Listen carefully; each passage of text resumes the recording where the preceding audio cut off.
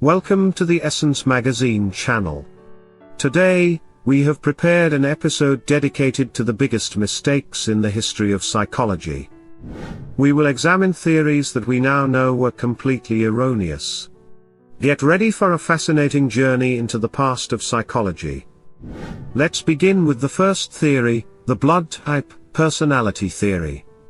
In the 1920s, a hypothesis emerged suggesting that a person's blood type could determine their personality. It sounded incredibly intriguing, but unfortunately, there were no scientific pieces of evidence to support this theory. Subsequent research has shown that there is no correlation between blood type and personality traits. Moving on to the next theory, phrenology. In the 19th century, phrenology enjoyed immense popularity. It claimed that the shape and bumps on the skull could reflect a person's character and mental abilities. However, there was a lack of scientific evidence to support this theory, and its foundations were primarily based on superstitions and unsubstantiated assumptions. Today, we know that phrenology was entirely mistaken, and there is no scientific basis for these claims. Let's now discuss the eugenics theory. This controversial theory, predominantly promoted in the 20th century, suggested that genetic traits of a population could be improved through controlling reproduction.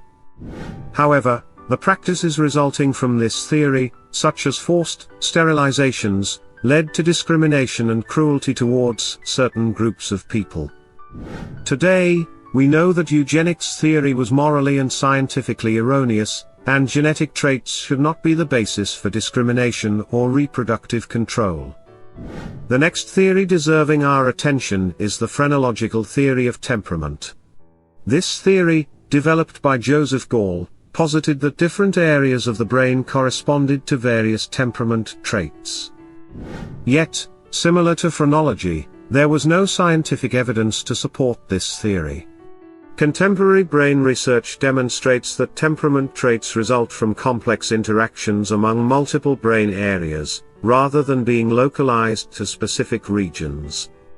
Lastly, we come to the theory of racially determined differences in intelligence.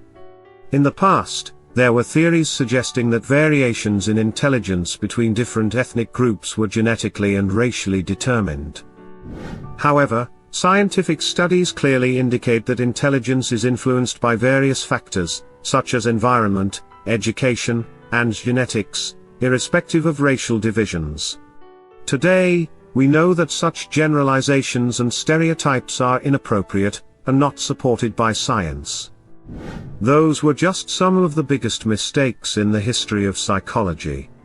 These theories, although popular in their time, turned out to be completely erroneous and lacked scientific substantiation.